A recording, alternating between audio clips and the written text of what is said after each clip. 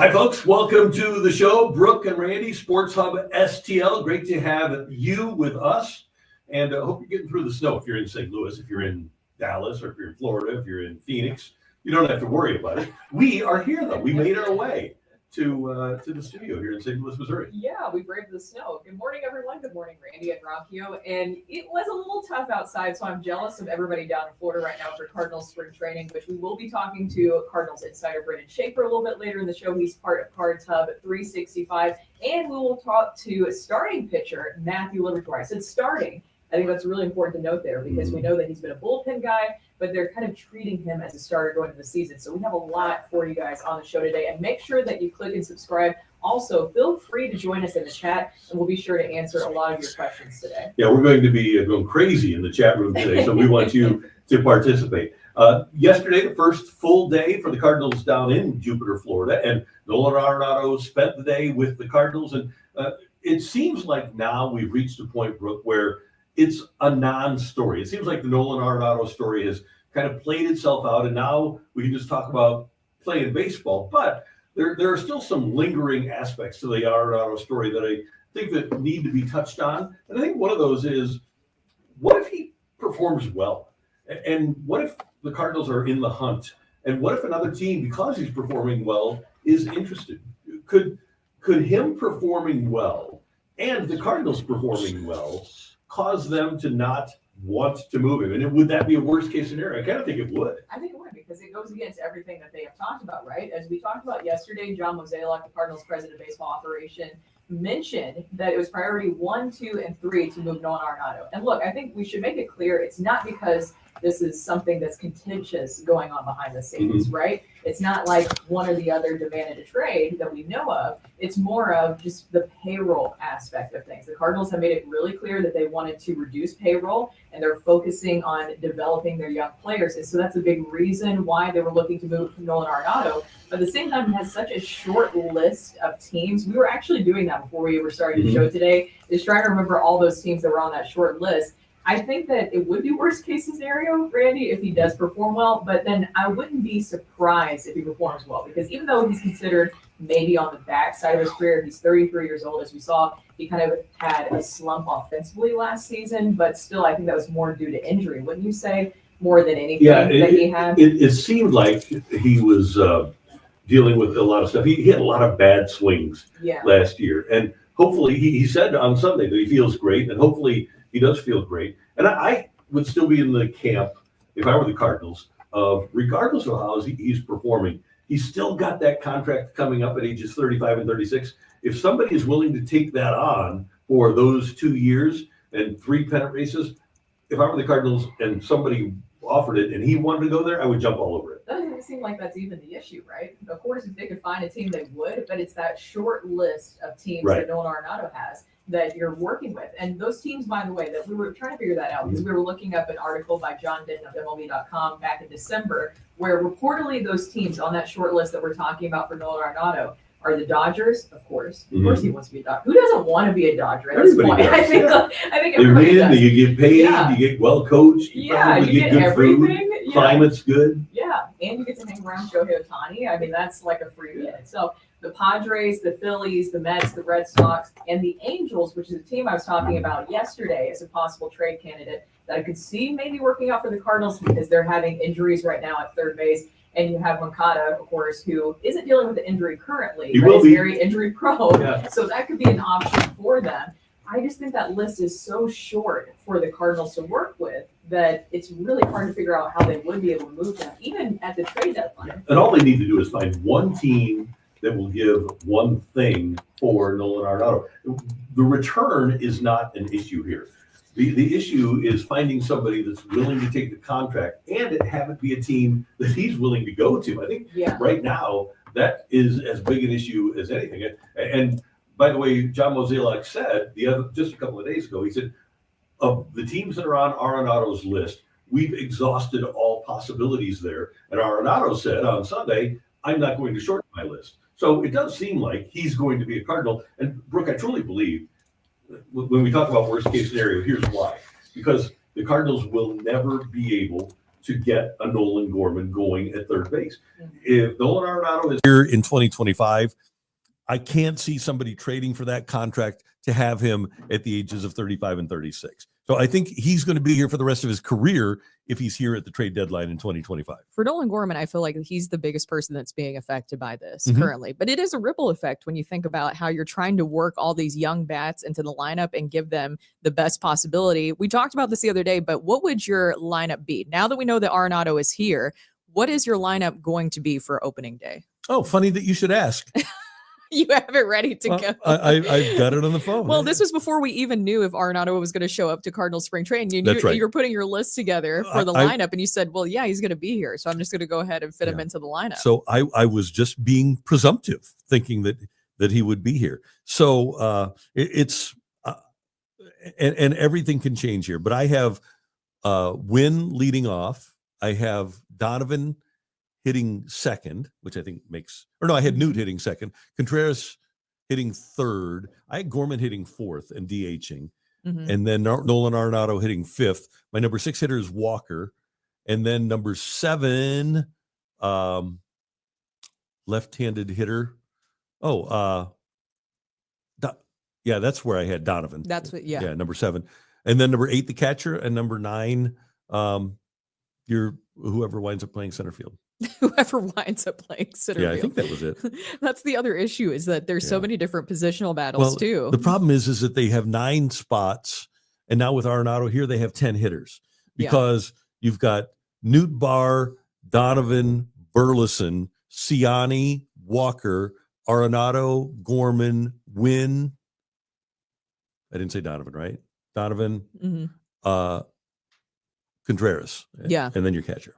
And then Herrera Yeah. or And Paz. Herrera, maybe you wind up with Herrera, and you'd hate to have a situation where Gorman is a platoon player, but maybe a guy like Burleson. Maybe Burleson is your DH against right-handed pitching, and against left-handed pitching, it's Herrera. Yeah, I think the pitching will matter a lot with this too, because that's a big portion of this, is what is the mixing and matching. I think that's the biggest part with now Arenado in there, is getting those young bats into the lineup and trying to configure that around. Yeah. So here's my official lineup for Okay. opening day. Okay. This is the bulletin, apparently official.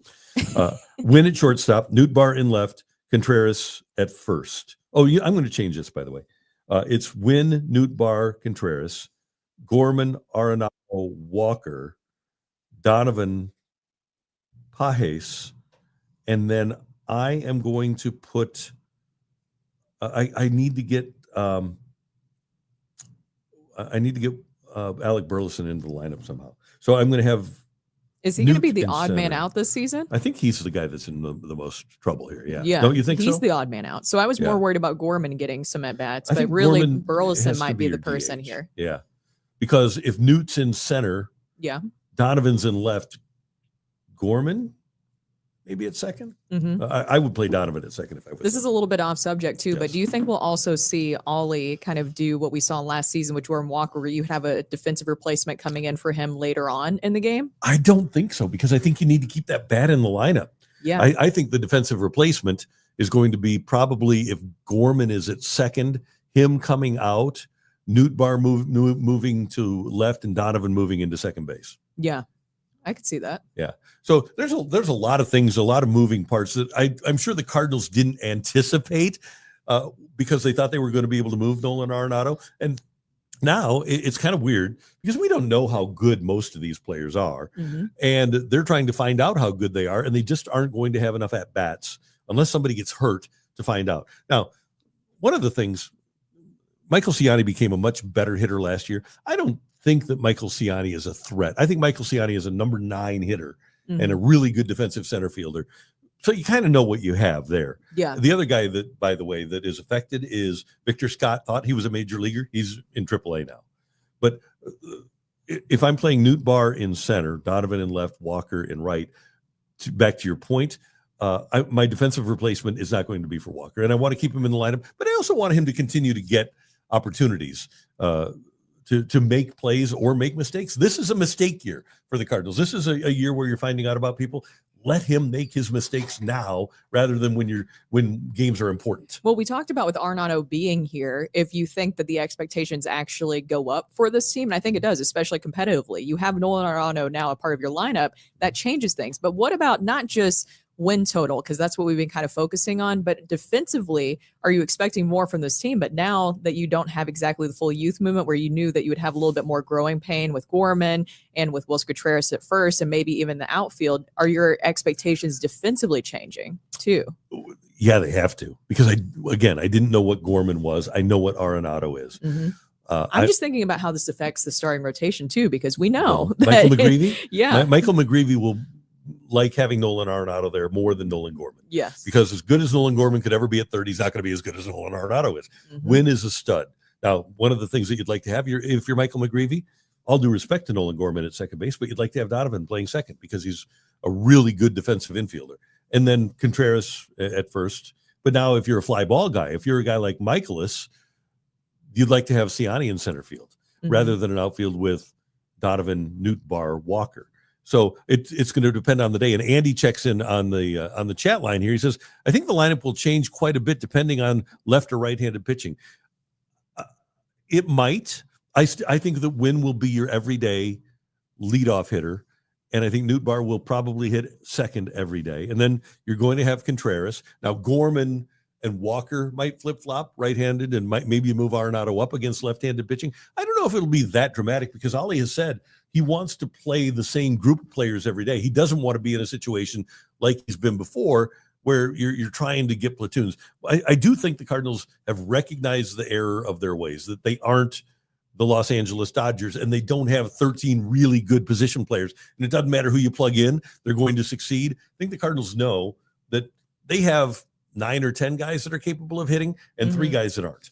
We have a question from Jeremy Green, and you can see that on the chat. By the way, you can send in any questions that you have, and we'll get those answered. Randy, do you think that they would entertain trading Burleson? I think that they should. Now, what would I like to get back for Burleson? I'd like to get back a right-handed hitter. It's amazing how 2 years ago, I remember John Denton coming on our show, on our radio show, and we asked about the Cardinal lineup, and they were trying everybody as a left-handed hitter. He said, Randy, can you hit left-handed? Now they're so left-handed heavy, and they don't have enough right-handed hitting. Arenado alleviates that somewhat. I was going to say that is the benefit of having Arenado still there. Because if you have, and they really like Ivan Herrera as a hitter. So if Herrera is your right-handed hitting DH, and you have Walker, who should be a pretty good hitter, and you have Arenado and Wynn at the top of the lineup, I think you do have enough. So that being said, if somebody needs left-handed pop, because left-handed pop plays in the playoffs, and they're looking for left-handed pop, and they think Alec Burleson can do it. He had 21 home runs last year, most of those before the break. I think he had 17 before the break. But you get the same hitter that Alec Burleson is, but he's right-handed rather than left. Absolutely, I would entertain moving a guy like Alec Burleson. You look at Nolan Arenado too, and we're talking about if he performs really well and the Cardinals are doing well at the same time, if you would actually look at moving him at the trade deadline. I think another player that you have to look at too, because this happened during the offseason, is Ryan Helsley. Is he also a trade deadline candidate? Yeah, and I think it all comes down to a couple of things. Number one, last year was the first year Ryan Helsley spent in the majors where he wasn't hurt. Yeah. And the odds are that he's going to get hurt this year. How's he going to perform? It's hard. Oh, don't say that he's going to get hurt, Randy. Well, I'm saying that I'm not saying that he's going to. I'm just going to say that his history in 5 years in the majors is that he usually does, unfortunately. Another thing about Ryan Helsley is, and this is just the point about closers. Closers are a mercurial group. They ride the roller coaster a lot, so we don't know how good he's going to be. And then the other point is we don't know how good the Cardinals are going to be. If the Cardinals are in the hunt, they might prefer to keep Ryan Helsley. And same thing with Arenado. If the Cardinals are within 2 or 3 games, they want to sell tickets and they want to think that they're in the hunt, and they're going to think they're in the hunt. And we're going to talk a little bit later about this team maybe being buyers at the deadline, because with the expanded playoff, I would not be surprised. I'm not predicting this, but would I be surprised if the Cardinals were within 3 games of a wild card, 2 games of a wild card on July 31st? I wouldn't be surprised at all. George Southwick checks in on the YouTube chat, says, doesn't change a thing. The Cardinals were going to be mediocre at best without Arenado, and they will be mediocre at best with him. 100% right. You're right. They're going to be great. They're going to be mediocre, but mediocre gets you to the playoffs these days. It really does. And I think that that's what they're looking at. If you look at also other teams in the Central, they really haven't done too much to really advance their team. There was this article that Ken Rosenthal did talking about how payroll has actually gone down for a lot of different teams, the Cardinals, as we know, included, but there was other teams in the Central that were involved with that as well. We know the Pirates are one of those, but also the Cubs. It seems like that if you just kind of do enough, and we know that the Cardinals and a lot of other teams are not swimming in the big waters of the Dodgers when it comes to spending free agency money, or the Mets or the Yankees, like those other teams. And so it feels like if they just do enough and they focus on maybe developing more at the minor league level, that it'd be enough to get them by. Yeah. And it's incremental improvements. It's not Juan Soto. And by the way, to your point about spending money, the bottom 22 teams that spent in free agency this year combined didn't spend what the Mets spent on Juan Soto. 22 teams. Yeah. 22 teams. TV revenue, I'm assuming, has a lot to do with that. Well, TV, and for the Cardinals, it's ticket revenue, because I've been told that while they're losing $18 million in TV revenue, they expect to lose even more in ticket revenue. So we might be looking, because they don't have because they aren't planning on stars. Well, I think it's because they were bad last year, and I think there is fatigue with this front office and with this group, and we've talked about this for a long time now. People just are not enamored of the people that are running the team, and I think that there's a fatigue factor there that's part of it. I don't think stars are as big a part of it as winning. I think that if the Cardinals win and make it exciting with non-star players, if they didn't have Arenado and they were on pace to win 88 games and stealing bases and running, I think people would buy in and buy tickets. Yeah. But I do think I know there's people that, because of the Cardinals' approach, have decided not to buy season tickets. So if the Cardinals had $40 million last year that they don't have this year, first of all, we have to understand that's why the payroll is going down. But I think the other part of it is, I think the model here is changing, Brooke. And I don't think the Cardinals are going to, in the future, be a team that goes out and trades for people like Goldschmidt and Arenado anymore. No, they basically said that at their end of the season press conference, is that this is more of a focus. They're spending their money now towards developing the youth. They want to get back to what we saw in the past with the Cardinals, where you were actually able to maybe develop some homegrown arms and also other players. But it used to be that they would develop the guys and then they would supplement them with people like Edgar Renteria or Matt Holliday or Scott Rowland or Jim Edmonds. You'd make a trade for a player. I think now, with Chaim Bloom taking over as the president of baseball operations in 26, the model to look at for the Cardinals is, and this is something where the Arenado situation again comes into play, because it'll be hard to move him. But I think the Tampa Bay model, which is where he spent more than a decade, is one that the Cardinals are probably going to adopt, where you don't go out and trade for those supplemental players. You might have a great minor league scouting staff so that you can go out and trade for a Randy Arozarena, but I don't think the Cardinals are going to be trading for stars or signing big free agents anymore. I think the Cardinals' approach is going to be to do it with kids. We'll be talking to Brenden Schaeffer here shortly, the Cardinals insider. But first, I wanted to get this reaction from Keith Adams, because this is something that I have seen people discuss with Nolan Arenado. And he says, so all of a sudden people have forgotten how lazy and uninterested Nolan was. One, they feel last year. Do you really want that with a young team? And I think that this is a fair question. Well, because we did, not to cut you off there, but because we did see Nolan at times get really frustrated. I think, honestly, just being around from what I was able to observe, I'm sure you as well, in the clubhouse with Nolan over the years, is that he is so hard on himself. Where I think that it's more of a mental battle. And he's even discussed that openly, of where he just really feels this weight of how much he needs to carry the team. And of course, because he's Nolan Arenado, he has the name, he has the gold gloves, he has all that repertoire and that resume along with him, and he has the money. So that's high expectations that comes with that role. And I did see, though, from at least what I was able to hear too, that kind of mind shift change a little bit, where you heard him made the comments about there's a lot of young players running around this clubhouse too. He realized he needed to do more for these young players. And I'm willing to give the player the benefit of the doubt, because I think he was dealing with injuries. I think he had a sore back all year last year. Matthew, how long do you think he was dealing with that? About a week back. Had to get that in there. But No, I Brooke, just knew we I talked set you about up it for that. we talked about this yesterday. I think that he was dealing with injuries, and this is sometimes where a player can't win because you get criticized if you don't want to play hurt, but then when you do play hurt, you get criticized for your performance. And I do think, and remember, he left the team at the end of the season. They put him on the IL right at the end of the season because he was hurt. I think he was dealing with that for a long time, and I thought it was notable on Sunday when he came back that he said, I feel better than I felt last year. I feel Yeah. good now. I think that there was an absolute issue with his health last year. Not to defend the body language, but I think there were issues that No, we went definitely into- all saw that. Yeah. Yeah, we definitely saw that. Right. Not to defend it, but I think it was just more of him being harder on himself. We do have a quick message where we're going to talk about educated spirits. And then after that, we'll be discussing things with Brenden Schaeffer. I think this is a good discussion, though, Randy, that we might just circle back to later or maybe even to tomorrow. Absolutely. We will. But we want you to know about Educated Spirits.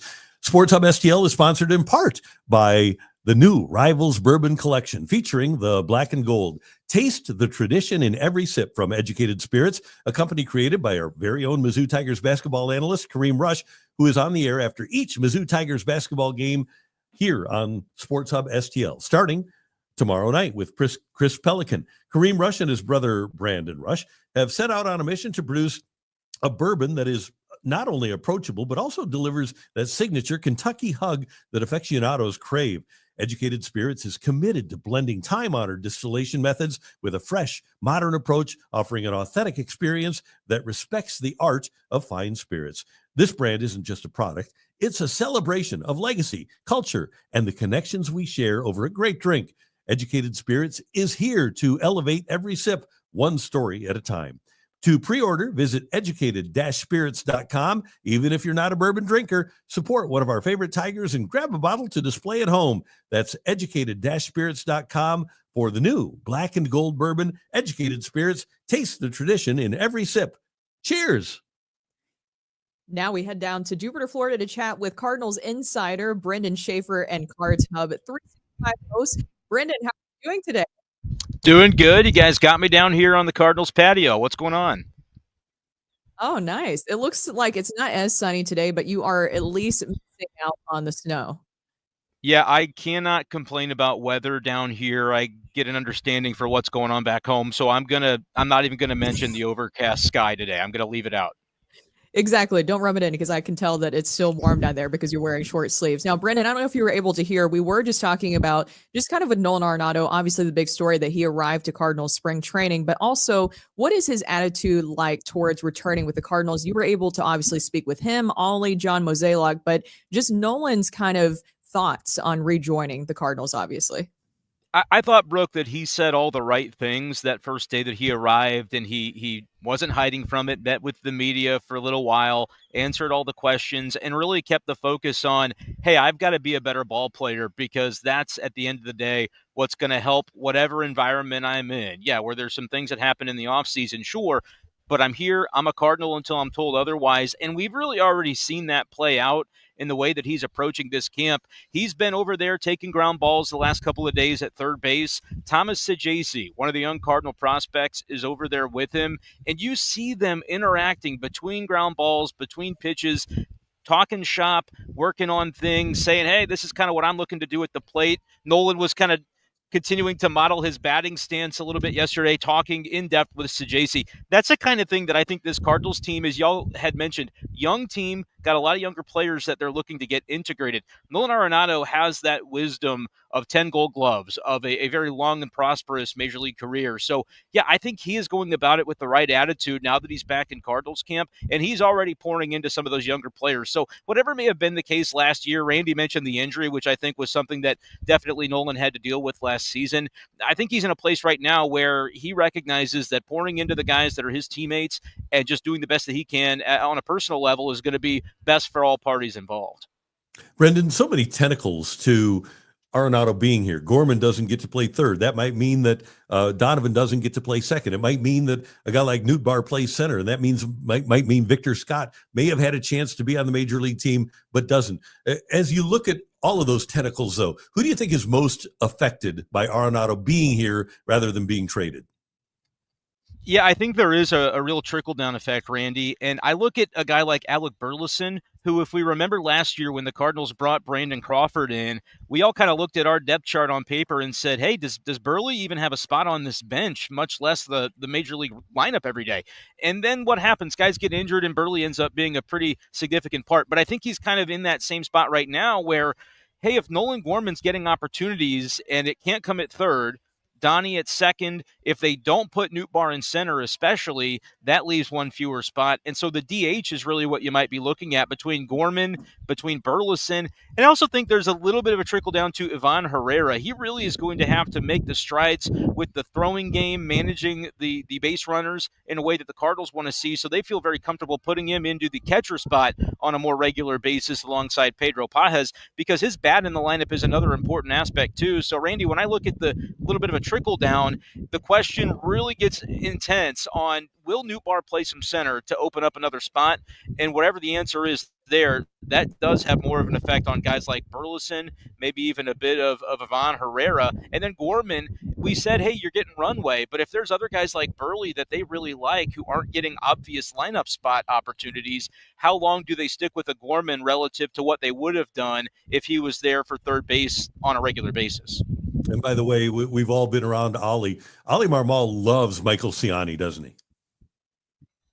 Oh, he really does, and you can see why. The way that he mans center field, that's a manager's dream, for a pitching staff as well, to know that the Cardinals have some guys that are pitch to contact. Miles Michaelis, he can have success with those kind of fly ball outs, and having a guy like Ciani tracking those down can make a real difference. Now you think about what it would look like with Nootbaar in center. I think you get a little bit lesser in left field. Even if it's Donovan out there, he's not an outfielder by trade, does a really nice job of whatever they ask him to do. Or if it's Alec Burleson, right, that's another guy who they maybe prefer on the infield. You get lesser at center field going from Ciani to Newt. And then you've got Jordan Walker in right, who's going to have that runway, but defense is going to be an area that he's still trying to improve. He's not been an outfielder for all that long. So you think about the trickle-down effect of your outfield defense to not have Ciani in there. We know the Cardinals need to score more runs this year than they did in 2024, but at what cost is a push-pull conversation that Ollie Marmol has said it's not just about what happens in 2025. It's sort of about that long-term planning as well for what the development of these players is going to be, how you allocate those opportunities this year. Willson Contreras, I think, is another storyline that a lot of people are following this spring training. I know that you guys were able to get a look at him yesterday. I don't know if you were able to speak to him too, but what was his offseason like, and what does he look like as he's preparing to take over first base? Yeah, he was just out there before I came to talk with you guys, was doing some video and watching him at first base. It's been really interesting because you got to realize this is a new position for him. And so it's natural that there's going to be a lot of conversation. Ollie Marmol over there kind of giving pointers and saying, hey, for this situation, this is maybe the way you'd want to approach it. And then Willie going back and calling Ollie back over for a couple of questions. Like, they're in depth back there and just getting ready for not just the physical. I think the physical isn't really going to be that much of a problem for Willson. He's an athlete. He's going to be ready for that, and it's just going to take some getting used to. But it's also the strategy behind certain situations, or working on bunt plays and all the elements that go into it. I think we just think about, first base, for the Moneyball quote, right? How hard can it be? Well, it's a lot that goes into it that maybe we don't see, and Ollie Marmol has echoed that this morning when asked about it. I think his offseason certainly involved, he looks bigger, stronger, put on some additional muscle that I think you wouldn't have been as willing to carry behind the plate as a catcher, but as a first baseman might be able to kind of get away with that and have that be a strength of your game. And honestly, there's an element of this where I think it's fair to wonder, can Willson be even more of an impactful guy offensively? Ollie was asked that this morning, where it's like, you don't have to worry about the game planning preparation that goes into catching. You can just kind of focus a little bit more on getting first base down, but then letting that energy go into your offense. Willson was their best hitter last year, guys, and the idea that he could maybe even add another layer to that, maybe a little more pop with some more muscle packed on, would be a really interesting proposition for that Cardinal lineup. Hey, Brenden, I spent most of the offseason thinking that the Cardinal bullpen was pretty well set, but now I look at it and I think it's pretty wide open. I've got Helsley and Fernandez as locks, but then I think there's a battle between other right-handers, 7 guys for 4 spots. You've got Riley O'Brien, Gordon Graceffo, Leahy, Ryan Ludus, Roycroft, Roddery Munoz, and Nick Anderson. And then lefties, presuming that it's the starting rotation that we expect with Steven Matz in the rotation, Liberatore is a lock. But then after that, King, Romero. I guess Romero would be too. So Liberatore and Romero, but then Zach Thompson and King and maybe Rom, 3 guys for one spot. There seems to be a lot of competition in that bullpen. Do you agree? I think there is competition, and I think one thing important to remember is that regardless of who wins that competition, I think the majority of names that you just uttered are going to play a part in this 2025 bullpen, right? There's a lot of those guys that still have options, and we know the Cardinals value that versatility. I think this could be the most activity we've seen on the Memphis shuttle when it comes to the bullpen in quite some time, because there are really very few guys that are locked in from that options perspective. Even like a Ryan Fernandez was Rule 5 last year, so they couldn't shuffle him back and forth. There could be a moment in this season where they feel like they just need a fresh arm, and he could even be subject to that. So I agree with you. There's a couple spots that you feel like are more locked in. Nick Anderson is one that if he's healthy, I think he'll make this team. It's just more of a roster machination that he's not on the 40-man yet. As long as he shows out, I think he's somebody that'll have an inside track. But a lot of those right-handers, whoever starts on the team doesn't mean they'll necessarily be here the entire season. The Cardinals are going to have to maximize that aspect of it. When they don't have a ton of guys locked in, it's going to be about riding the hot hands and also just getting fresh arms from time to time that I think is going to play a real part in this. Brenden, we were discussing yesterday who is kind of the face of this franchise and also a leader of this team in this clubhouse, especially with this youth movement that we have going on. And you posted a video yesterday on your social media accounts. I was able to see it on TikTok. And it was a Brendan Donovan sticking around for, it seemed like maybe 10, 15 minutes that you might have put on there just to sign autographs with fans. And Brendan Donovan was one of the players that we discussed yesterday as a leader, somebody who could possibly be the face of the franchise. Why is that something that stuck out to you so much? I just always find that to be valuable, Brooke, and something worth highlighting. And another guy that was over there too was Wilson Contreras. And Contreras even was doing that for 10, 15 minutes and then kind of walked off and then saw there was another area where some fans were gathered. And he spent even some more time with fans. That's just something that I think is really cool and shows that these guys kind of get it and understand their role and what that could mean to a young fan's day to take a quick picture. But man, when there ends up being a lot of folks over there, it's just impressive that these guys are going, yeah, I'm willing to give of my time, even above and beyond just a quick couple of minutes to try to make sure I get to as many guys as I can. I think for Brendan Donovan specifically, that's just what he does, how he is. But it's also something that I think is another indication of what he is to this team in the clubhouse. I think as much as he's one of the maybe not younger guys anymore, but still in his 20s and just getting into that kind of arbitration eligibility when you think about Major League service time. He's somebody that commands respect in that room. Guys listen to him. Guys gravitate toward him because of the way he carries himself. And I think that's applicable in just about every aspect of the game, on the field, off the field, in the clubhouse. And even Brooke, with some of the things that I saw yesterday, taking the time with fans, kind of shows how he is. And that's consistent across every aspect of his life in the way that I see it. You mentioned that he's not probably a Gold Glove left fielder, but I like him at second base. I like him at third. What do you think Brendan Donovan's best position is? I've said second all along, but I'm not positive about that. What do you think, Brendan? I think second is probably where we see him look most comfortable. I think he's plenty comfortable at third. I was impressed with what he did in left field as well. When you just consider that he's an infielder by trade and did win a Gold Glove, considering that he played some left and then everywhere across the infield. I think second would be kind of my thought for it, Randy. And look, if they decide that Nootbaar to center isn't the direction they want to go, you could see a lot of Donovan, I think, at second base this year. They might not want to make Gorman strictly a DH. They want to see him, as Ollie said, kind of well-rounded as a player and still be able to play the field.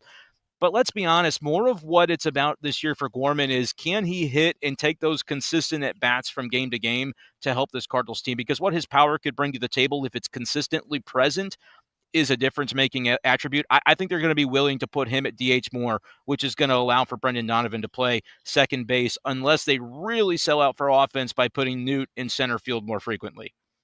Brenden, last question for me. We talked about competition at different positions, but also with the starting rotation, we're talking to Matthew Liberatore here in a little bit, and he's, of course, being approached as a starter. I assume that's what he also did this offseason preparation-wise, but there's also some other young candidates there. Now, you look at the starting rotation, you assume everything's filled up, but how are the Cardinals approaching the starting rotation? Is there some competition there? It's a little bit tricky because competition isn't necessarily the way that I would frame it, but there's an opportunity for, I think, namely Michael McGreevy to maybe take hold of a spot here. Even though you look and there's 5 incumbent starters that are ahead of him in the pecking order, if he has a really good spring, I'm not going to say there's a non-zero chance, I think, that he still cracks the rotation, even if there isn't an injury. But I can think back 7-8 years of covering the Cardinals, and there really hasn't been a spring where all 5 starters make it through. So there's an opportunity for Michael McGreevy, whether on paper we see it materialize right away. The Cardinals are clearly looking very closely at him. Yesterday, he threw live for the first time and was facing really a gauntlet of hitters from this Cardinal lineup, guys like Arenado, Contreras, Nootbaar, and Donovan. So they're definitely, in terms of the team brass, getting as close of a look as they can at McGreevy. I think there's a real opportunity for him this spring, even if we look at it on paper and say, how does it work? That's probably a conversation for more late in the process, like mid to late March. And a lot of these times, things do tend to work themselves out. A couple more quick things. Number one, you make that point. I think the team might be better served, and I think Steven Matz might be better served by him being a relief pitcher. Yeah, I think that's one of those cases, Randy, where if Michael McGreevy has the type of spring that they're looking for from him, could that be a maybe uncomfortable conversation for a veteran to have, but the team might be willing to have it with him? I think that's a decent way to frame that if McGreevy just takes the ball and run with it, because for all the discussion about runway to young players, the rotation is an example right now on paper where they really have not provided that. But could they do it with their actions? Yeah, I think that could certainly be a possibility. Maybe Matz is an answer with regard to that, and we'll kind of see if that's a direction they're willing to go if push comes to shove and all 5 starters are healthy and they have to make that choice. And then last thing from me, I talked to Ollie last week, and he talked about taking these players back to ground zero as if they've never played defense in baseball before. As you've watched the workouts, is that what they're doing? Is it the most basic fundamentals to get things started? Yeah, a lot of those conversations, there was one even with Alec Burleson over at first base this morning where Ollie said, hey, Burley, on that play, you can be more aggressive, and here's why, and just still like talking through those basic elements of it, even though these guys have, and for the most part, Wilson Contreras obviously not a lot of experience at first, but I don't think it's bad that those kind of conversations are happening because they want to kind of start with that fresh slate and that ground level understanding. And then Ollie has said, make mistakes, be aggressive though. Like I want it to be almost borderline reckless at this early point in camp where you can kind of stretch the limits of what you can do, what you should do. And then if you have to rein it back from there, that's something that you're able to do. I think that's also kind of applicable. You had asked about Liberatore. You guys will talk to him shortly of just, yes, come into camp as a starter, but you can always rein it back later and then be able to dial into that bullpen role where he was so successful. So I do think that's something that's applicable sort of as a general mindset for this Cardinals team across the roster. Brenden, thank you so much for joining us from Jupiter, Florida. And you can hear Brenden Schaeffer a little bit later today at 1 p.m. He is a part of Cards Hub 365. Great show yesterday for you guys.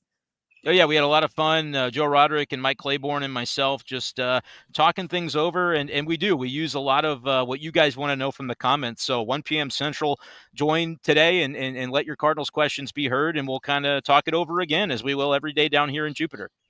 Great. Thank you so much, Brenden, for joining us. Thanks, guys.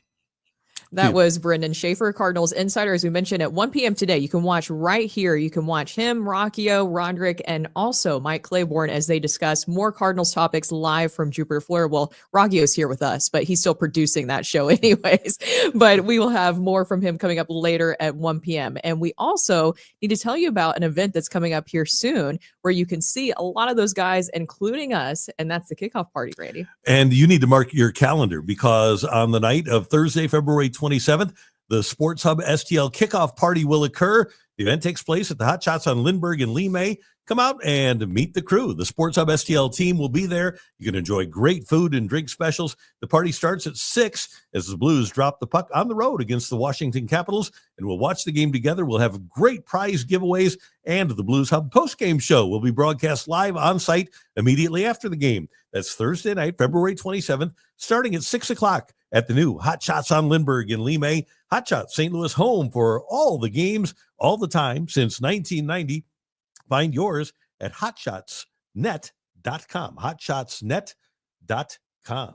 I can't wait for that event. That'll be a lot of fun. My first trip to Hot Shots, so you guys can witness that too. And now it's time for the Grim Report. And The coming up Grim soon, we will Report. be talking to starting pitcher Matthew Liberatore. But first, we're going to discuss things here on the Grim Report. And the Grim Report today is, what storyline are you following for Cardinals spring training? For me, and Brenden Schaeffer actually just talked about this, alluded to it, it's Michael McGreevy. I'm really interested in this whole Michael McGreevy saga for exactly what he talked about how they're treating him as a starter, and not just like a baby starter anymore. They had him facing the gauntlet of hitters yesterday with Nolan Arenado, Lars Nootbaar, a lot of the other guys like Wilson Contreras too, and Donovan. I think Michael McGreevy could be maybe a dark horse candidate to watch out for the Cardinals spring training. Doesn't it seem like every single spring training there is a player that you weren't necessarily expecting to make the opening day roster, and then all of a sudden they do? I feel like Michael McGreevy could be that guy. He also added 15 pounds of muscle when he arrived to spring training. I think that's something I interesting to remember when I watch did for. that. Did, did you do that? Was Yeah. it 15 pounds of I had muscle you 15 added? pounds. I don't know. Muscle. There's a Muscle, difference. Yeah. I think McGreevy, who was a first round draft choice, surprised the Cardinals last year when he got his 3 starts. He was 3-0 with a 1.96 earned run average, gave the Cardinals innings. Now, is he going to be a big time strikeout guy? Probably not. He's not the quintessential 2025 starting pitcher.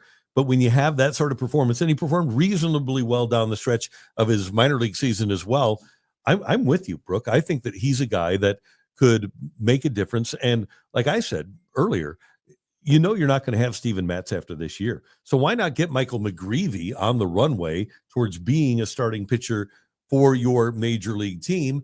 And I really do believe Steven Matz, because of the injuries, he might be better served. I think he will be better served being a relief pitcher. I think he's kind of like Andrew Miller. Andrew Miller always seemed to get hurt as a starter, but then he became a bullpen guy, became a great pitcher, and made a lot of money. And I think Matz is much the same as Andrew Miller was. And we'll circle back to this because we actually have Matthew Liberatore ready to go. He is ready to go down in Jupiter, Florida, and he is joining us right now. Matthew Liberatore, Cardinals starter. How's everything going down there, Matthew? I'm doing well. How are you guys? Thank you so much for joining us. We were just discussing things with the starting rotation, and I was curious, what was your preparation like this offseason to prepare for this spring training and this year? Pretty similar to previous off seasons, honestly. I've come to spring every year as a starter, and that's the plan so far this year. The idea behind that being it's a lot easier to go from 5 innings to 1 than 1 to 5. So as of right now, I'm building up as a starter. I'm going to eat a bunch of innings this spring training and see what happens after that. Matthew, you've had some terrific starts at the major league level, but you haven't been able to sustain it. What do you think the key will be for you to, if you ever get that opportunity, and we hope you do, to have 10 starts in a row, to have 7 of those be really good major league starts? What's the key for you as far as consistency is concerned? I think just going out and attacking guys. That was something that, moving to the bullpen really showed me. You come into a bases loaded 1-out situation in a tie game. You don't really have the opportunity to mess around with guys. You got to go right after them, get ahead in the count. So I think carrying that into a starting mindset is probably going to be the key. Going back to just preparation for this offseason, I know the Cardinals and Ali Ramal like to kind of have discussions with players at the end of the season as you go off and do your own thing during the offseason. Was there anything that Ali or even anybody from the Cardinals staff talked about what they wanted you to kind of achieve going into this year? I think really it's just that continuous evolution, building on what I was able to do last year. And, the cutter was a new pitch for me that I found in spring training, almost at the end of spring training last year. So really just going through and refining that pitch, getting more comfortable with it, and, fashioning the arsenal a little bit. What was it like throwing to Pages last year? From our point of view, up in the press box, and just being down there, it looked like his relationship, his repertoire with you guys was really strong. How did you like throwing to Pedro? I love throwing to Pedro. He's one of my favorite catchers ever that I've thrown to. He's just a great mirror behind the plate, and I feel like he's a very cerebral catcher, which is, for me, a very valuable thing to have. You're coming into the game facing guys sometimes that you haven't been able to face before, but he's been able to see, 3-4 at-bats leading up to that in the game. And you can come in and just trust that he's done his homework and he knows exactly how you work compared to how the hitter works. And you can place your full trust in him being able to make a good decision about what you should do. And that seems to me to be a huge thing. If you can just concentrate on executing pitches and you don't even have to think about the hitter, the catcher does that for you. Seems like that makes a huge difference for a lot of guys. Are you one of those guys? Yeah, I mean, I definitely like thinking through the game. We have a lot of conversations in between innings, especially when I've started and thrown to him about what we see, how we want to attack guys. But he thinks very similarly to how I think, and we see swings the same way, we read the game the same way, and so it makes it really easy when one of us is unsure to place our trust in the other to know exactly what direction we want to go in. We've talked a lot about leaders for this team, and I was very curious with the pitching staff. I know that you guys obviously had Lance Lynn and Kyle Gibson in there last year, but is there a pitcher who has specifically helped you a lot and helped you here in St. Louis? Yeah, I mean, in about 30 seconds, Sonny was the one that got me to throw that cutter last year. I threw him one slider. He saw how it spun and recommended that I should try and throw a cutter in my bullpen 5 minutes later, and I went and threw it. The first one was good, and we're like, all right, we got something to work with. So, we have a lot of really bright minds and intelligent pitchers on our staff this year and last year, and there's a lot of wisdom and knowledge to be shared and passed down to us younger guys. Hey, Matthew, one more thing from me, and this is in regards to your confidence level, because you've been around for a few years now and you've experienced some success. Do you feel like, not that you ever figure it out, but do you feel like as a major leaguer, you kind of understand what it's going to take to succeed, and does that provide confidence for you? Yeah, I think there's a certain level of confidence that can't be reached unless you go out and experience it, and test yourself against the best guys in the world. And so, being able to go out last year and have some success in a couple spot starts and out of the bullpen primarily, but going out there and just seeing that my stuff could play at this level and that I can compete and be successful here, that kind of serves as a backing for your confidence, and that definitely helped me moving forward. Last question from me, Matthew, and I just want to ask, just kind of from the clubhouse and players' perspective, because of course everybody likes to kind of label what this team is going into the season, whether it's a reset year or even youth movement or a transition year. How are you guys approaching this season, or is there anything that you're even calling it, or is it just kind of moving full force ahead? Yeah, I think the only labels that we've heard so far has come from more media sources than anybody internally or in the clubhouse for sure. For us, it's another baseball season with a fresh start and an opportunity to win starting day one. So, we got a lot of young guys who are here and hungry and ready to compete. A lot of guys who showed up early this year because they want to promote the culture and be around the team. I think we got just as good a shot as anybody. You can't outsize, out physical, out service time somebody when you're in between the lines. And for that reason alone, I think we stand just as good a shot as anybody. Hey, Matthew, thanks so much for the time. By the way, are you in the best shape of your life right now? I'd like to say so. It's the beginning of spring training. I hope so. Thank you, sir. Thank you, Thank guys. you so much, Matthew. Take care. Matthew Liberatore, Cardinal left-handed pitcher, and he's just loaded with talent. And I hope he gets the opportunity to live that dream of being a starting pitcher, because he's certainly got so much ability.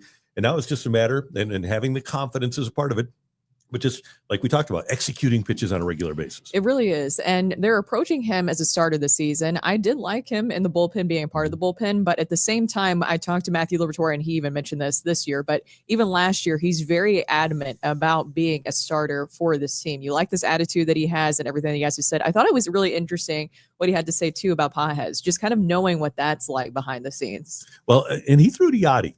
And Yeah. I think it makes a difference when you have a catcher that you have complete trust in. And so there are some guys who, like Greg Maddux, called his own pitches. Michaelis throws games where he calls his own pitches. But some guys are just wanting to concentrate on executing the pitch, and they don't want to think about the hitter, and they don't want to think about the pitch call. If you can put your complete faith in the guy that's giving you that signal, and all you have to do is execute the pitches, man, that makes such a big difference. And Pages appears to be one of those guys. And talking to some of the pitchers last year and talking to Ollie, they really love the fact that Pages is so prepared for them, and they know when they go into the meetings, he shows them how prepared he is. But then physically, he does a really good job of blocking pitches in the dirt.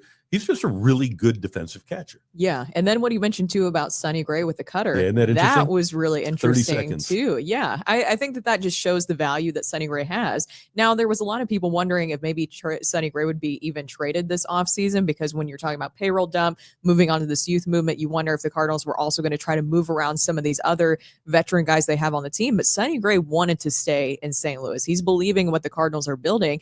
And I think there is a lot of value in what he's able to provide from a veteran standpoint and his willingness to really help these young pitchers. Okay, so I need to ask the young people here. I'm the old guy in the room, so I need to ask you guys, because we get this chat question from Joseph G on the YouTube chat. By the way, make sure that you subscribe and you like us on Sports Hub STL. Please like us. Yeah.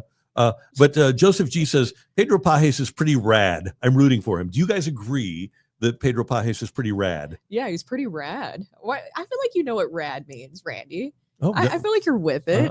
I don't know why you were trying to date yourself I'm before hip. that comment. You're very hip. You're Okay. rad. Radical. I don't think that you're outdated whatsoever. Okay. I think he is pretty rad. He has a great personality too. You can tell that he's gotten really close with a lot of the players on the team. Yeah, he has. He's really good. And that gives the Cardinals some luxury. Eric Ledford checks in. He says, asks, will we see number one catching prospect Jimmy Crooks at some point during the 2025 season? We may. He made some progress last year, moved through the organization. He's experienced. He caught at the University of Oklahoma and was the Cardinal Minor League Player of the Year. We may see him, but there's another catcher to keep an eye on that people like better than Crooks. His name is Leonardo Bernal, and he is making his way through the organization pretty quickly. Now, is Ethan Goforth, the new Cardinal catching instructor, going to get his hands on him and make sure that he's ready to go at the major league level?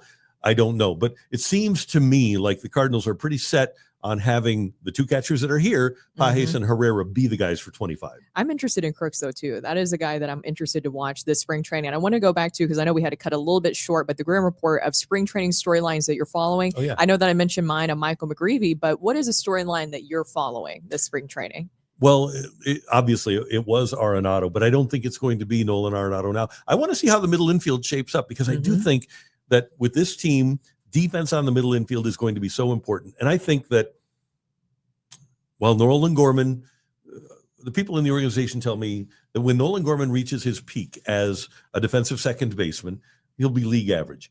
I think Brendan Donovan can be well above league average. And I think that if the middle infield is Donovan and Wynn, and if Donovan wins that job, I think that'll make the Cardinals substantially better. So what I'm looking at is the middle infield, and do they have the intestinal fortitude?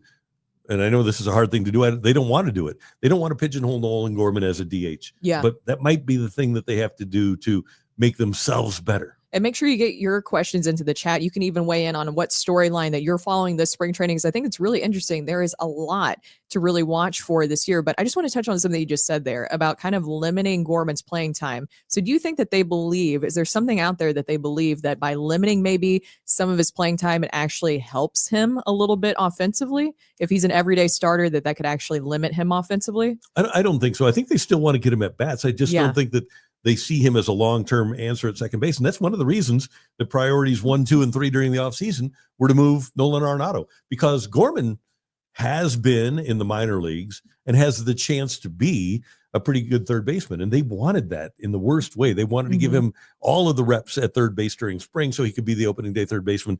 That's not going to happen now. But I think that they want to do everything they can to get him 500 at-bats, whether it's at second or DH. Maybe he gets a rep now and then at first. I don't know. But they want that bat in the lineup because they believe it's a 40 home run bat. Can't strike out 37.5% of the time. But if he gets his bat on the ball, we see it all the time, man. When he hits it, it goes. We had a question from George Williams. I don't know if you can bring that up there, Rockio, again, but he said this will probably be a make or break year for Libby as a starter. I think that's a really good question because we are always kind of teetering back and forth of what exactly his role is going to be for the Cardinals. He's very set on being a starter. Is this kind of his last chance to vie for that role? Brooke, we just talked about getting 500 at-bats for Nolan Gorman, and they want to get bats for Walker. I wish they would do the same thing with the rotation. I wish a guy like McGreevy, a guy like Liberatore could get 10, 12, 14 starts in a row to reach a comfort zone and maybe get into a groove as a starting pitcher. I think when you have a guy start a game and then the next game he doesn't perform so well and he's back in the bullpen, I think it really does that guy a disservice. We know what Miles Michaelis is. If Miles Michaelis isn't a starter for a month, we know what he's going to be when he comes back. If Sonny Gray is going to start for you every time. If Steven Matz is in the bullpen, we brought up that possibility. Eric Fetty, if he's not here, so that those young guys, young starting pitchers get an opportunity, that wouldn't break my heart. I don't plan on the Cardinals winning the World Series this year. If I were in charge of the Cardinals, I would be all in on finding out what young guys could do or getting them on track towards being really good major leaguers. Well, because you want to give runway to those younger players. And I saw somebody on the chat say that take a shot every time you hear somebody talk about runway with the Cardinals this season. So take a shot now if you're if you're still paying attention on the chat. But it's seriously kind of the big question there is how do you give these younger players more of an opportunity? I think that's a good point because you were able to move on from Lance Lynn and Kyle Gibson, which they haven't been picked up, by the way. No, they haven't. No, and they're innings guys. And that's what Miles Michaelis is right now. Yeah. Now, to protect the young players, I might go Gray, Michaelis, but I can live without Fetty and Matz in my rotation. If it's McGreevy, Palante, and Liberatore, or eventually Quinn Matthews, that doesn't break my heart at all. I want to see young pitchers in this rotation. I know what Eric Fetty is. Eric Fetty is a really solid back of the rotation guy. Is Eric Fetty ever going to be a member of a Cardinal successful postseason team? No. And same thing with Steven Matz. Matz is a free agent after this year. Is Steven Matz ever going to be a part of a successful starter for a successful Cardinal postseason team? No. So I would just assume move on from those guys. And they have value as starters. Heck, you look at Frankie Montas for the Mets. And the Mets, they have a new front office now. But I can see the Mets being interested in Steven Matz, who's from there. Yeah, that makes a lot of sense. Montas is out for a long time, and Montas has had injury issues. I would definitely call New York and say, hey, what's your interest level in Matz for this year? Yeah, I like Matt's coming out of the bullpen a lot. I do too. I think that's also makes him a big, target to be able to move. But I'm with you. I would like to see some of these younger pitchers get an opportunity because you have to figure out. I mean, Liberatore, I was just curious what age he was, and he's 25 currently right now. I'm not exactly sure when his birthday is, but that person who sent that message into the chat earlier is correct. You want to make sure that these guys are getting enough an opportunity because we see this, and it's a storyline that it feels like just kind of like a joke at this point of where maybe you move on from a player or you don't give them the full chance and then we see them go on and be successful elsewhere. I want to know for a fact that we gave this person enough opportunities at that position before moving on from them. And neither of us blame the Cardinals for Adolis Garcia, right? And the day that the Cardinals made the Randy Arozarena trade for Matthew Liberatore, ironically, people weren't complaining about that. They loved the idea of getting Liberatore, but you didn't give enough runway to Randy Arozarena. You certainly didn't to Sandy Alcantara. You certainly didn't give a good opportunity to Zach Gallen. There are so many Cardinal players that were developed in this system that are out there performing well at the major league level. You need to find out what you have, and you need those players to turn into good players for the Cardinals rather than somebody else. And this message comes from Waterboy. He said, I think allowing these guys to get 15 to 20 starts in a row instead of playing 2 and rest 1 will help give them some sort of routine. They will expect at-bats daily. I think that's a really good point, especially when you're looking at guys that we were talking about last season where you saw those breaks. Remember Mason Wynn was getting some breaks. Ollie would give him early on, and then also Nolan Gorman would get some breaks here and there. I think for those younger players, I would just like to see them get kind of consistent starts in a row rather than these breaks. But is there a certain reason that you think that they were giving them these breaks? I know it was kind of like phantom injuries. Well, I don't know if they were phantom. And another one, what was Mason Wynn dealing with last year? I was trying to avoid. That's why I was trying to avoid that. I believe he had some back issues. How long had he been dealing with them? About a week back. There we go. Okay, I'm going to do a little behind the scenes because Rockio literally just plugged in his mic so that he could be able to make like that, be a part of these week back. So I think Mason Wynn did have back issues. Yeah. Gorman was striking out too much, but now I don't think Nolan Gorman can strike out too much. I think they're going to say, okay, so he struck out 4 times today. Let's see what he does tomorrow. Let's see if we can get him back on track quickly because That's how you become a good major leaguer. If you deal with a lot of adversity one day, you need to come back the next day and get an opportunity. How often do people like Randall Grichuk say, I'd have 3 hits one day and then I'd go 1 for 4 and I'd be on the bench? And we saw that with a lot of players here. Early on, Harrison Bader dealt with that. Mhm. And I just think that if you're going to expect a guy to eventually play 130 games and get 500 Get him at-bats, ready for it. you got to play him for 130 games and give him 500 at-bats. I don't want to see load management. Do you think No. that will actually be something that happens this year, though, is load management with players? I think that's a distinct possibility because now all of the players are wearing devices to measure how they're handling the workload and what I their haven't heart rate seen is. this. and- What is this something just new to the Cardinals It's- specifically? No, or it's is it? Major League Baseball. Oh, okay. It's new technology that had to be collectively bargained, but they're finding out how many miles a player is running in a particular day or how much they're running and how much they're worn out. So I think it's really interesting to have this knowledge, but I think to your point, it will lend itself to load management for certain players because some players can just go and go and go like the Energizer Bunny, St. Louis based, and some players are less inclined to be able to play 5 out of 7 or 6 out of 7 days. I know we have to move to our next segment, but we're getting some good messages here, and I kind of want to touch on one. You mama, not your mama, but you mama, You know. says, I kind of like a 6-man rotation with Matz as a starter and Michaelis in the pen. I feel like we need to come up with some kind of game whenever somebody texts about a 6-man rotation, because I just feel like we do this every year and it never materializes. And I don't know if it's ever going to materialize because we hear it from starting pitchers themselves. They like the routine factor of the 5-man rotation. They've been doing it for a lot of their career. If you screw with it, that's going to throw them off. I don't know if we're ever going to see a 6-man rotation take over in baseball. I think the one team that could do it is the Dodgers with 2 Japanese pitchers. Then they use a 6-man rotation in Japan generally. Tyler Glass now can't stay healthy. Kershaw is old, and if he's in their rotation, he's probably every 6th day. They probably don't have guys capable of going every 5th day. But to your point, Matthew, these guys have grown up with a 5-man rotation in the minors, and that's what they're prepared for at the minor league level. And yeah, I know the Cardinals want to limit Palante's innings this year. And if McGreevy would be in the rotation, they would want to limit him. I don't know if they do want to limit Quinn Matthews, by the way. He's an innings eater. But if Liberatore would be in there, I'm sure that they would want to limit him.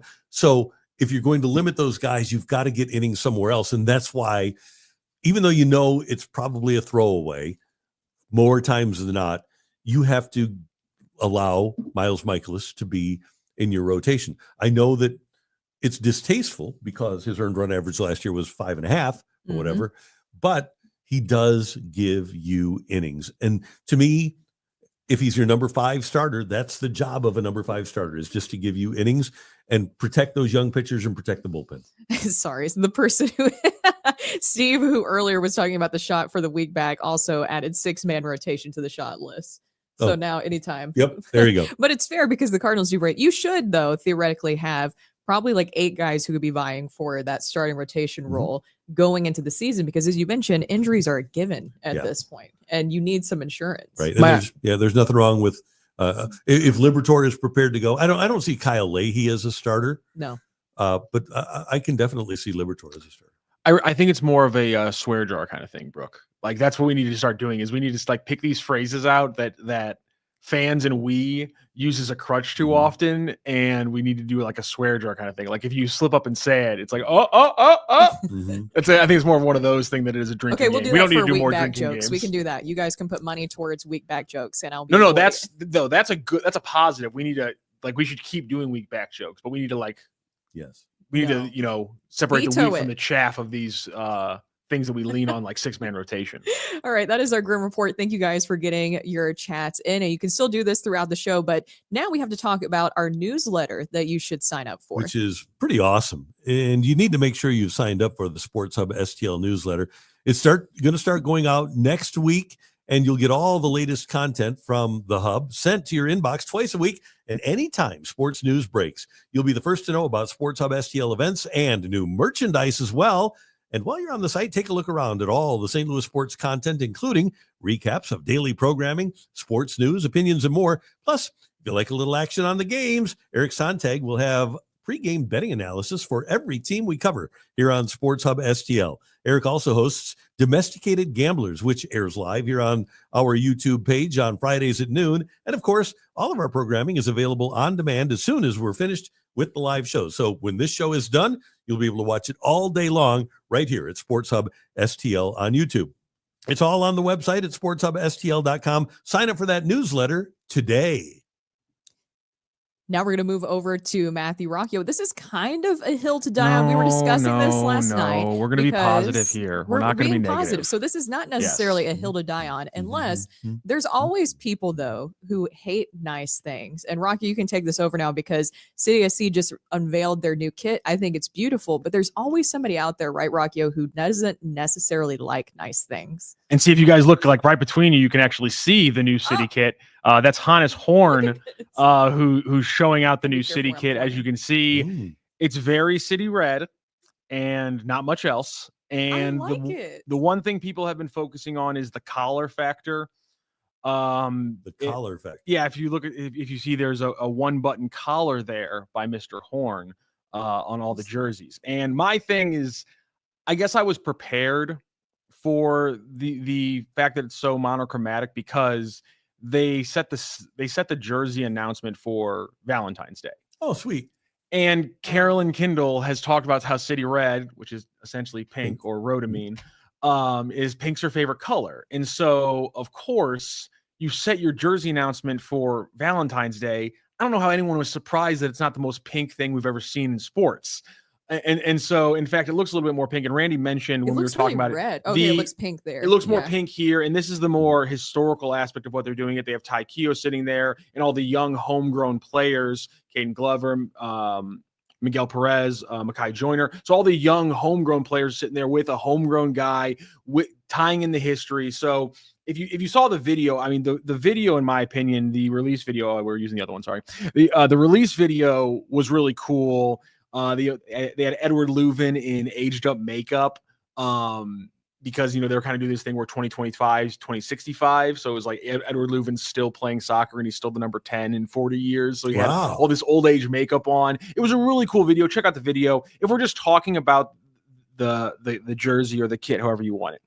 It's all one color. That's weird. There are no other That's ads. weird. There's no goal. Like look, if you think about the original jersey, there's other aspects. Kit, sorry, my apologies. The shirt, if you will. There's the shoulder had yellow on it, and there were navy blue accents because that's what makes sense, especially because your St. Louis City, the Missouri flag's fantastic. The St. Louis flag's fantastic. Just use that. So I understand why people are mad that the only accents are just like slightly different shades of red in like that little side marker thing. There's stuff under the pits that people are mad about because it's kind of off color and people think it already looks like they have permanent pit stains on the jersey. I think it's classic. Again, I wasn't surprised by the fact that it's super red, but man, people are pretty pissed off about this. So, some people, I should say, are pretty ticked off. And the collar factor was trumped up for like a month and a half because it leaked that there was going to be a collar on it. Okay, and so people I want to immediately explain got mad. the collar here. I'll read it from the website.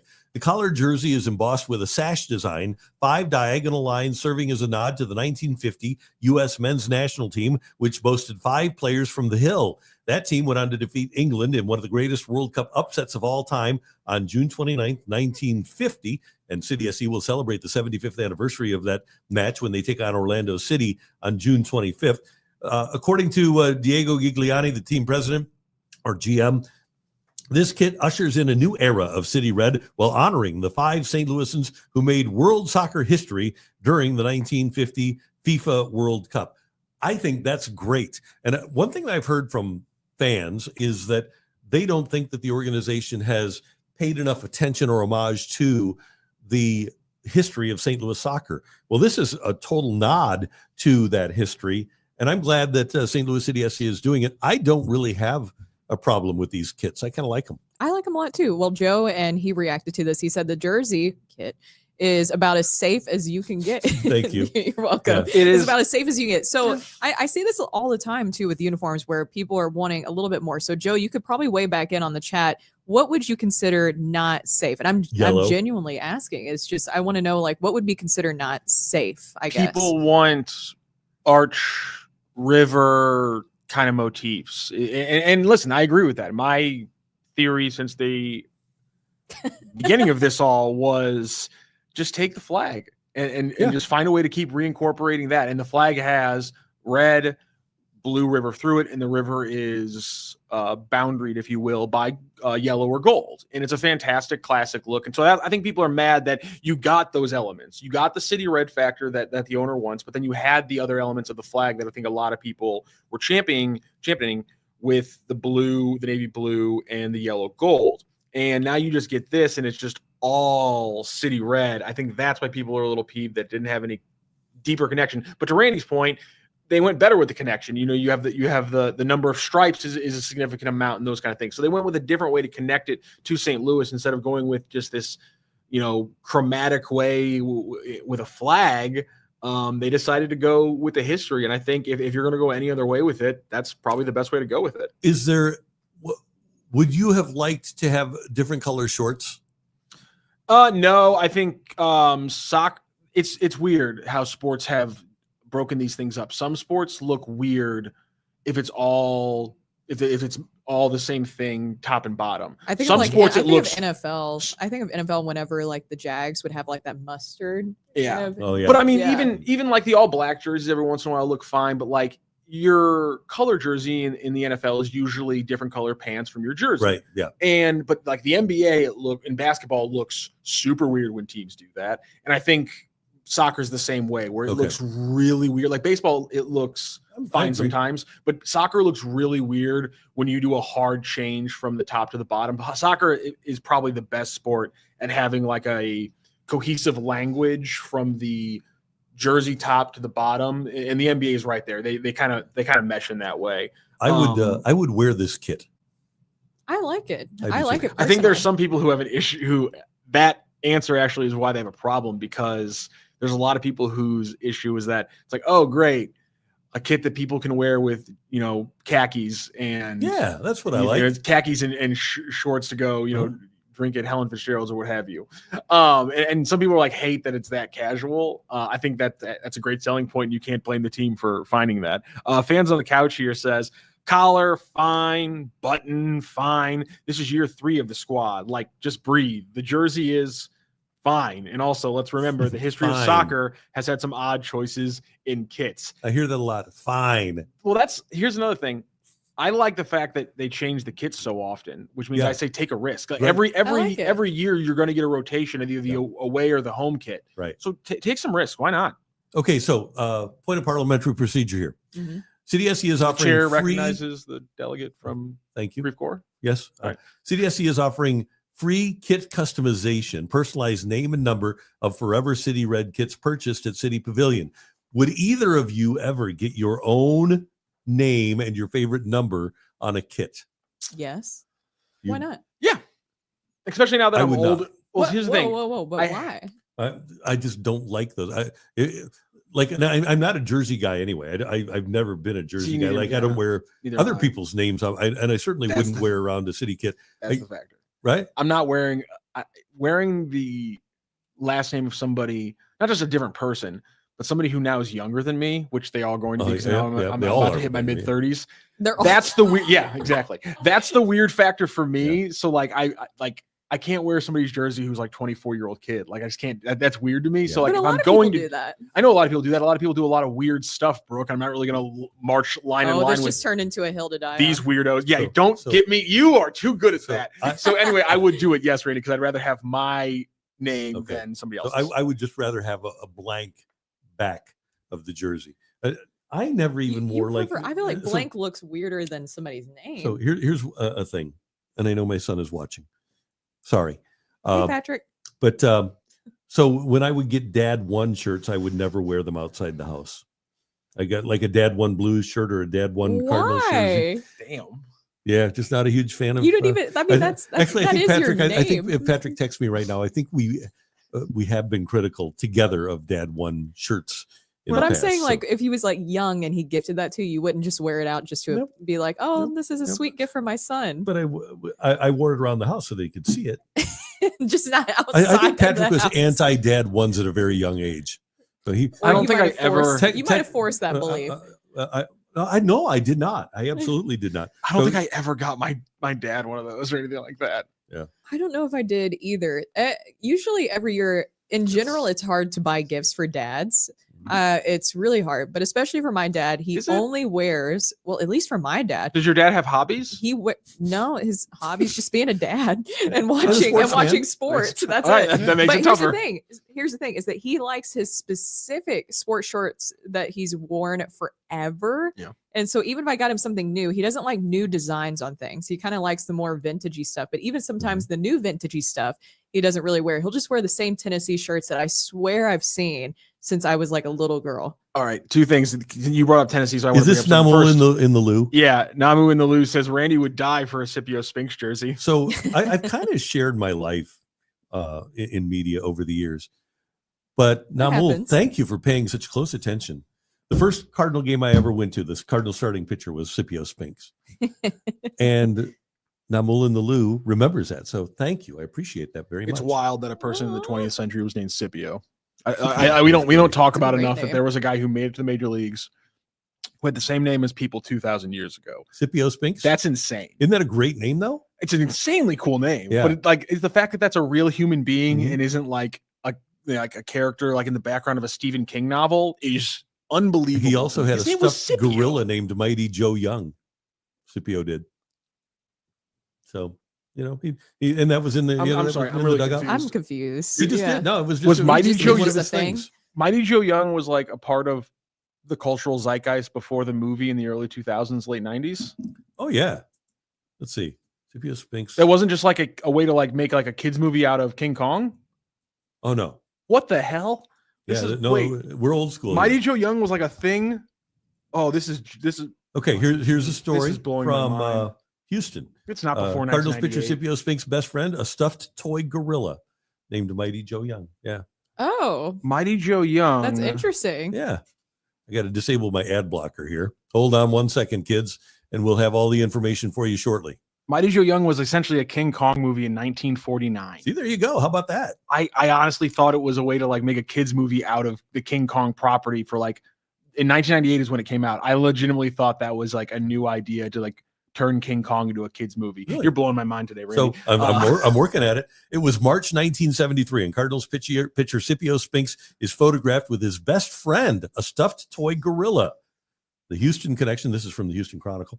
Scipio lives in the Houston area and is the head coach at the University of Houston Downtown's club baseball team. And in 1972, he sees that 3-foot tall toy in a Houston hotel gift shop, buys it for his daughter, a newborn, for $26, and brings it to the Astrodome, where his Cardinals are facing the Astros inside the clubhouse. Cardinal players can't help but notice it. Joe Torre says, "So what's his name?"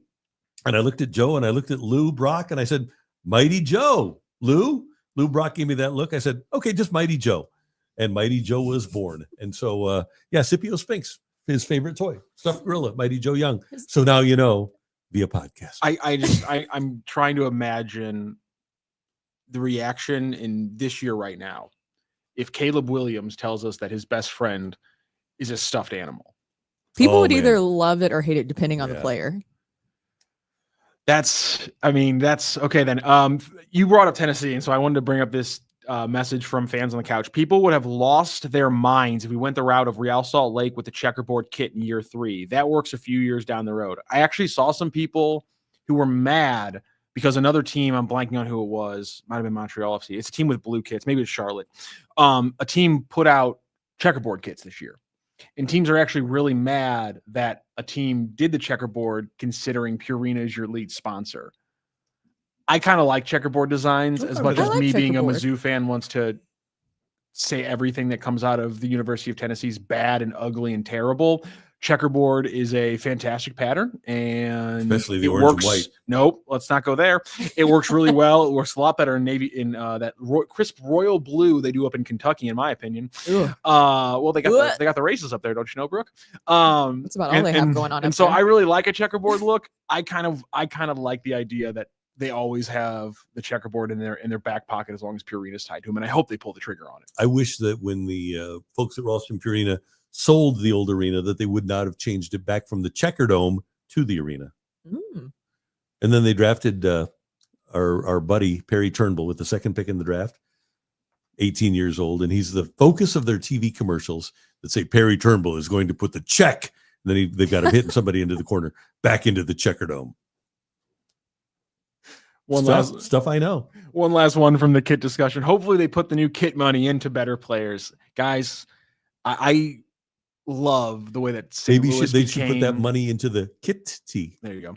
I love that we became a true soccer market so fast, because it wasn't just that we have a history here. It was that as soon as the team became a thing, people immediately started bitching that they weren't spending enough money. Like, as soon as they built this huge new stadium and were revitalizing a part of downtown, and they put all their own money up to do it, and they had to pay an expansion fee, and they won a bunch in the first year. As soon as they lost a couple games in a row, immediately, this team's cheap. They don't spend enough on new players. Mm-hmm. The way we jumped into it, just a true soccer and sports fandom city. And I'm so proud of us for doing that. Great job, I feel like guys. some of those people were not real. If people were actually complaining about the spending the money, I mean, they're the real. fact that they actually had a stadium ready to go for this team and a facility ready to go is so rare for an expansion team in soccer.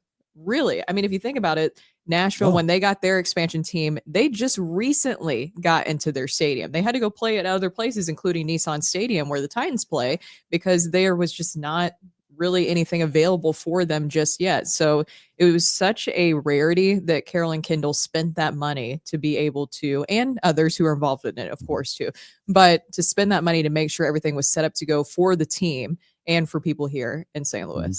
Little tidbit, if the NFL would not have allowed the Rams to leave and Dave Peacock and Bob Blitz's stadium would have been built, that was going to be retrofittable for soccer. It was going to be used as a football and MLS stadium. Yeah, down there on the riverfront. I did not know that. Yeah. I saw the renderings of it. It still hurts me to this day. Yeah. All right. Well, next we have to talk about Cards Hub 365. You heard from Brenden Schaeffer earlier, and you can listen to Brenden and Mike Claiborne and Joe Roderick and Matthew Rocchio will be producing that show coming up at 1 p.m. today. Yeah, and those three guys down in Jupiter for spring training, and they're going to have all the latest, and they're going to take your questions in our YouTube chat. Cards Hub 365 will air just like it sounds. 365 days a year, including Christmas and New Year's, we'll have Cardinals coverage here for you on Sports Hub STL. Generally, the show will air at 1, but it'll move around for spring training and day games. Make sure you follow us on social media at Sports Hub STL to find out the latest start times. Complete Cardinals coverage every single day right here on SportsHubSTL.com. Cards 365 is brought to you in part by Gray Bar, helping all your operations run smoothly. Gray Bar keeps you moving. Visit graybar.com for more information. And you know what? Let's I was able to get this up on the system. Let's give everyone a little bit of a preview of the kind of stuff that you can see with Card Hub 365. And it's just a matter of how they get off. If they get off early and start to build some momentum, we may not even be talking about moving Nolan Arenado. Arenado may say, I want to go anywhere. If you're winning. Yeah, exactly. Eric pointed out the other day that he got traded to St. Louis. He opted in. He, signed the extension. He didn't opt out. Like he has chosen the Cardinals multiple times. Situation. Yeah. I mean, he's comfortable with the environment. He's comfortable with the fans. He's comfortable with his teammates. Media, gives him his space and lets him be him. And he's a delightful person to talk to. You all have been around him enough. I thought yesterday he was outstanding in his press conference with the media because this was such an awkward situation for him to be part of. But overall, this thing, folks, I don't know where it's going to end. I like our chances as watching this team be more successful and more competitive. So there you have it. You can see that at Sports Hub 365. Cards Hub 365 And we're every Sports single Hub day. STL. Yeah, we're Sports Hub STL. We're not, yes, but we have our today's overarching item just to close out the show. So if you have any comments, questions, or concern, you can send them into the chat today. But also, just your overall thoughts on everything that we had going on today. Matthew Liberatore, it was great to have him on. I really liked tidbits about the cutter with Sonny Gray, where he was able to help him with that. But also a lot of other stuff going on here in St. Louis. We have cold weather. We have anything that if you have any comments of how to possibly survive the snow, I went grocery shopping yesterday, which was very stupid of me, and everything was cleared out. Yeah. Everything was cleared out. Yeah, And when today's the day to go. and I know that grocery stores in general have kind of gotten, I don't know how to say this in like the best way, but does it feel like, people are always in a rush at a grocery stores? And it feels like maybe it's just an adult and I've paid attention to it more now, but everybody acts like they have to be somewhere in like 2 minutes and they're the only people who are allowed to have an aisle at a grocery store. But when you add snow to it, where there's about to be a snowstorm, then people get even more aggressive. So I like to zig when others zag. So if they're getting milk, eggs, and bread, I'm getting ribeyes, broccoli, and Propel.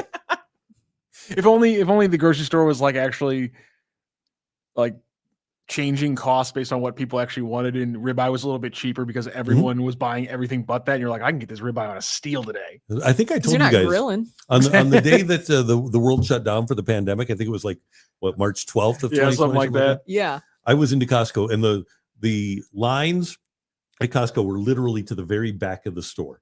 They were 150 people long lines. Costco we just recently got a membership. It's the best. It's great, but it overwhelms me. It does. So here's the thing about that day, though. So you might have 20 lines of 100 people each. So what, 2,000 people? I might have been the only one that didn't have toilet paper in my cart that day. But did I have ribeye? Yes, I did. Here's my thing about Costco. I eat lunch there more than I shop there. They have great pizza. It's fantastic. I love their pizza. $1.50 hot dog and a soda. Strong.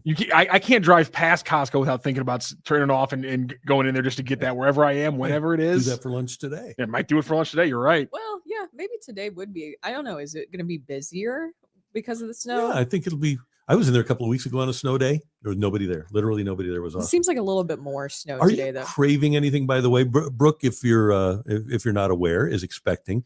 Have you had like a hot dog craving or anything like that? No, I haven't had anything. I know I was actually talking to Mike Claiborne about this yesterday. I was expecting to be like ravenous during pregnancy, but I'm really not. I'm hungry, of course, especially in the mornings is when I'm hungriest. But other than that, I don't really have like a craving necessarily. I thought for sure that was like a guaranteed thing during pregnancy of like, I'm going to have to eat something every single day, because when I was in college, my roommate was pregnant at the time and she would eat lemons. That was her pregnancy craving. She would have lemons every day. So she would go through a giant bag of lemons and she'd put salt on it and she would just suck on the lemons. And that was her pregnancy craving. So then I was just like, I guess I'm going to experience that one day and understand what she's going through. But no. I guess then to close out the show, then me and Randy are going to do What Are You Watching? Brooke, you're just going to do What Are You Eating? Yeah. I ate a clementine. So wow, look at you. You've got, how about Illinois being unranked?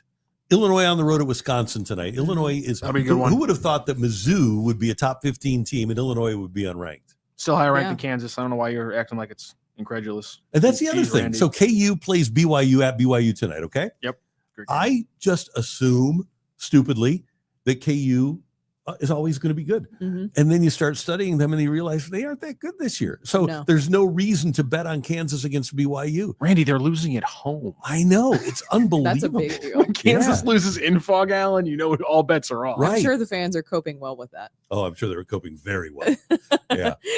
This has been a fun show today. Yeah. We appreciate you joining us here on YouTube and Sports Hub STL. Don't forget Cards Hub 365 coming up at 1 o'clock. And we'll do this tomorrow morning again at 10. Yep.